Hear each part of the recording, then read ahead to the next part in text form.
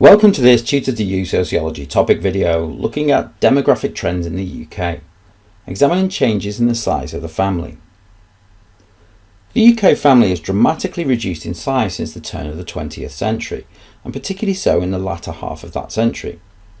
Sociologists look to investigate these factors and assess the impacts of such changes on society.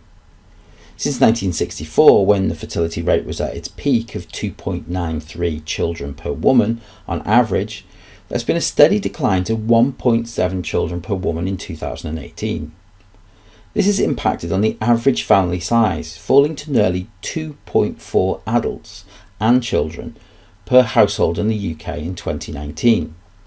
This is a decline from nearly 6 per household in 1900. There are several factors that sociologists consider to be the reasons for this fall. As we've discussed in previous videos, the decline in the birth rate and many of the reasons for that decline can be used to explain changes in family size. The increased cost of child rearing and greater geographical mobility of the family, particularly in the era of globalisation, are two such reasons.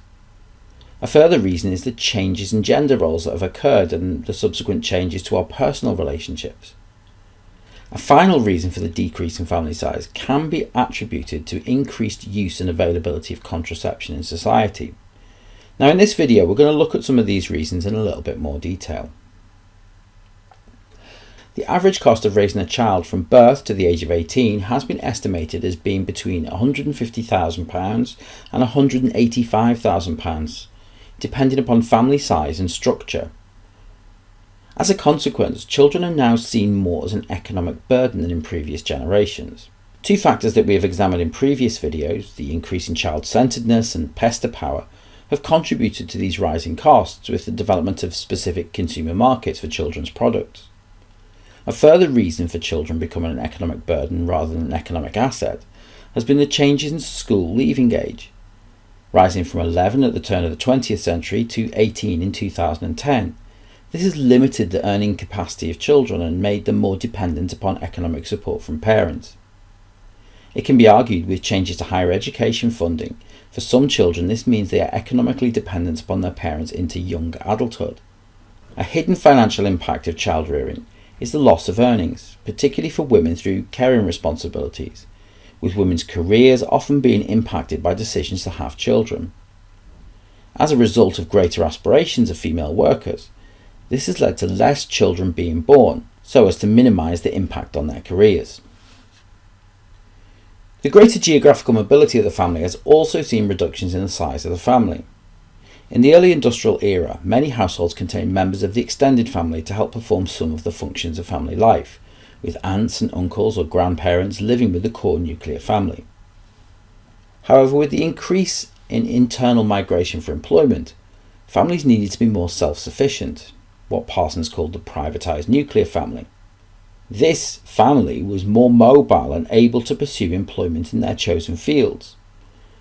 This has become particularly common in the era of globalisation, with many young professionals taking their families overseas and leaving elderly relatives behind. However, in recent years there's been a small but significant increase in the number of households that are multi-family households, such as beanpole families. This could be parents living with their grown children and their family for financial and practical support for both parties. However, this small percentage does not counteract the overall decrease in family size. A further explanation for the decrease in family size is due to the changes in gender roles. The increased involvement of women in employment has coincided with a decline in the fertility rate.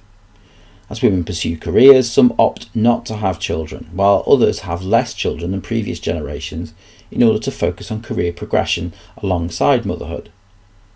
Another impact of changing gender roles has been the need for families to be dual earner families, partially out of economic necessity, which has led to a reduction in children as people focus on their careers. Within the home, males are increasingly becoming more involved in the process of child rearing, with more males than in previous generations being involved in the provision of childcare. Furthermore, a movement towards equality in domestic labour has meant that families choose to have less children due to the burdens of work placed upon both partners. However, these generalisations are not typical of all social classes or all ethnic groups, and some variations do remain. A final influence on the size of the family is the greater availability and effectiveness of contraception that has given women greater control over their reproductive rights. Legislation in the late 1960s to legalise abortion and the availability of the contraceptive pill and prescription led to a decline in the fertility rate as unwanted pregnancies reduced. Furthermore, social changes in the late 1970s and early 1980s meant there was a greater awareness of sexually transmitted diseases, and as a consequence, there was an increase in the use of contraception by males. This led to a decline in the number of children being born, and therefore reduced the size of the family. Sociologists also look to explain the impacts of smaller families in society. The reduction in the number of children in society has led to an ageing population, for example. This has the potential to impact on the age at which people can retire, as the dependency ratio, the number of people of working age compared to those of non-working age, could mean that there are less people in work than there are dependent on state or family support. Less children also has the impact of changing society into becoming more child-centred. With children more unique in society, there has been a shift towards making society more inclusive of children.